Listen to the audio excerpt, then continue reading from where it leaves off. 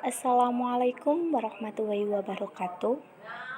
Yang terhormat Ibu Wilda Yulia Rosida MSE selaku dosen pengampu matematika ekonomi, yang kami hormati juga kelas matematika ekonomi C.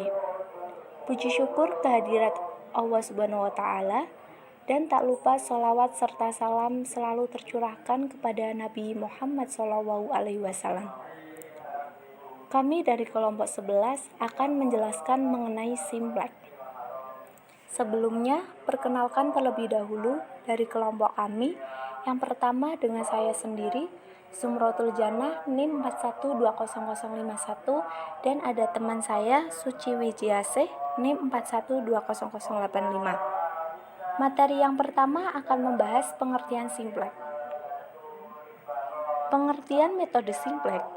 Metode Simplex adalah salah satu metode alternatif penyelesaian masalah program linear.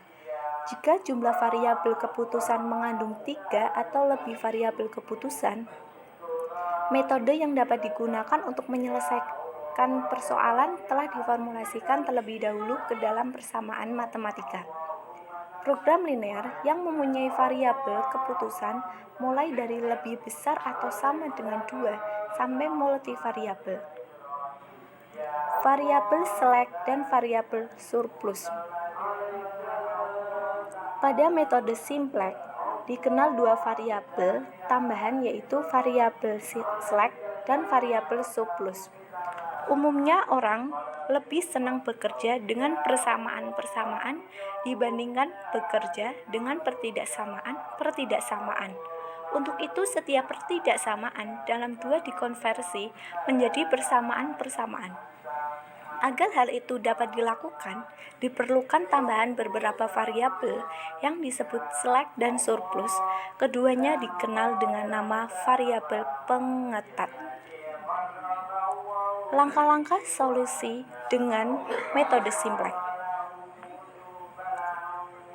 A. Perilaku apakah tabel layak atau tidak? Kelayakan tabel Simplex dilihat dari solusi nilai kanan.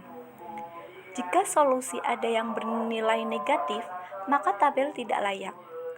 Tabel yang tidak bisa diteruskan untuk dioptimalkan. B. Tentukan kolom pivot. Jika tujuan maksimum, maka kolom pivot adalah kolom dengan koefisien fungsi tujuan negatif angka terbesar.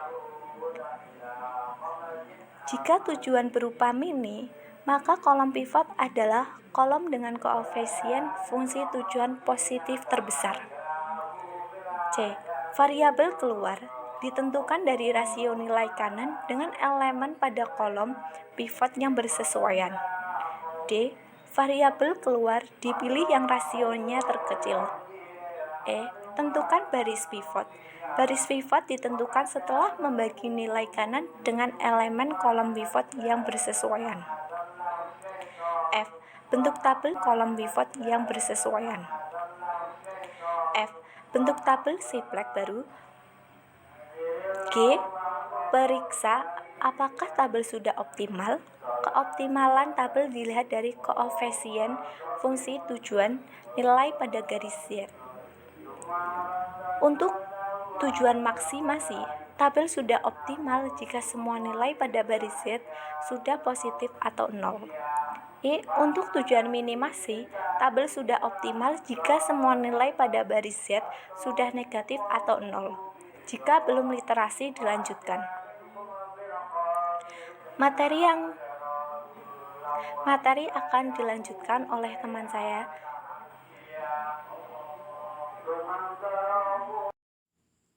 Baik, saya akan melanjutkan pembahasan materi yang berikutnya, yaitu mengenai ketentuan-ketentuan dalam metode Simplex. Yang pertama yaitu nilai kanan atau NK, fungsi tujuan harus 0.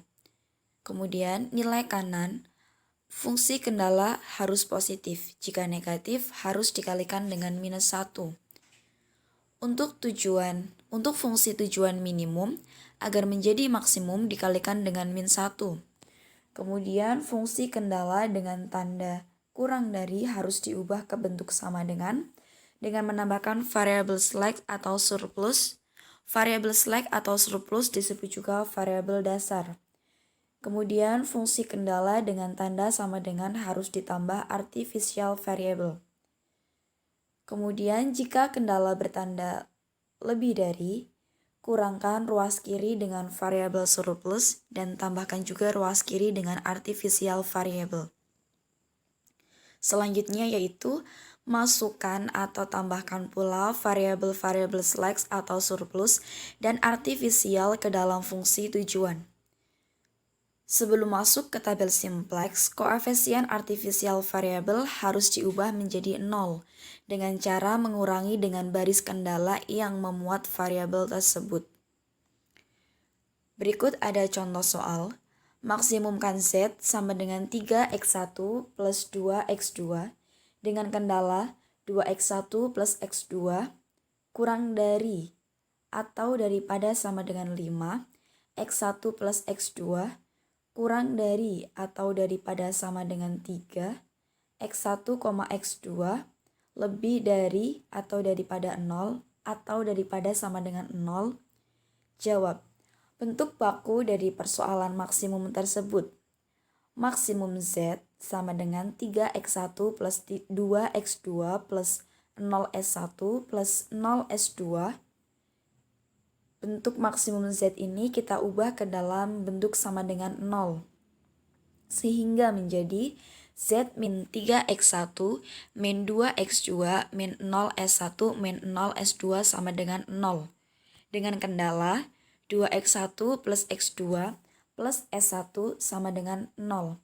S1 di sini adalah variabel slack atau surplus yang kita masukkan untuk agar kendala tersebut bisa berubah menjadi sama dengan.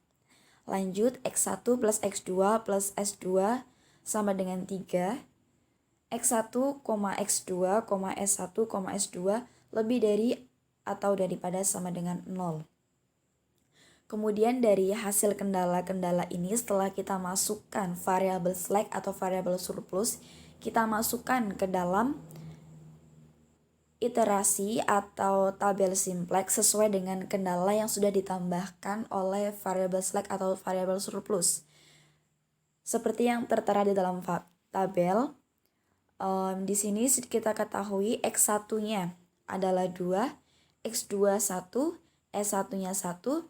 Karena tadi kendala yang pertama tidak terdapat S2, maka S2 bernilai 0 dan nilai kanannya adalah 5. Kemudian S2, X1-nya 1, X2 1, S1-nya 0 karena pada S2 tadi tidak terdapat S1. Sehingga S1 bernilai 0 dan S2 bernilai 1 dengan nilai kanan 3. Z, nilai Z-nya yang kita masukkan adalah nilai Z yang sudah kita ubah ke dalam bentuk sama dengan 0. Maka X1-nya sama dengan min 3, X2-nya min 2, S1-nya 0, S2 0, dan nilai kanan adalah 0. Kemudian iterasi ke 1. Angka pivotnya adalah 2. X1, 1, X2-nya menjadi setengah, S1 menjadi setengah, S2-nya 0, nilai kanannya menjadi 5/2. S2, X1-nya 0, X2-nya menjadi setengah, S1-nya menjadi min 1/2, S2-nya 1, nilai kanannya 1/2. Dengan Z, X1-nya 0, X2-nya min 1/2, S1 3/2, S2 0, nilai kanannya adalah 15/2.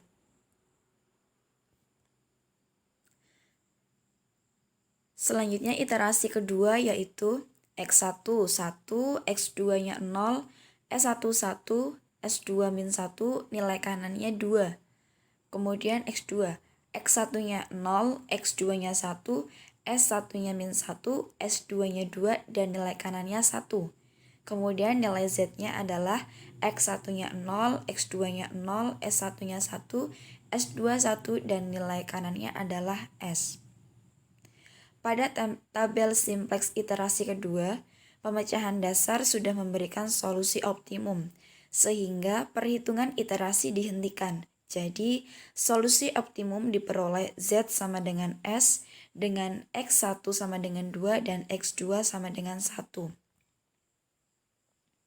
Berikut ada latihan soal dari kelompok kami. Karena materi sudah selesai, silakan bagi teman-teman untuk bisa berlatih untuk mencoba mengerjakan latihan soal, dan apabila ada hal yang sekiranya ingin ditanyakan, bisa langsung ditanyakan melalui WhatsApp group. Mungkin sekian yang dapat kelompok kami sampaikan. Kurang lebihnya kami mohon maaf. Wabillahi taufik wal hidayah. Assalamualaikum warahmatullahi wabarakatuh.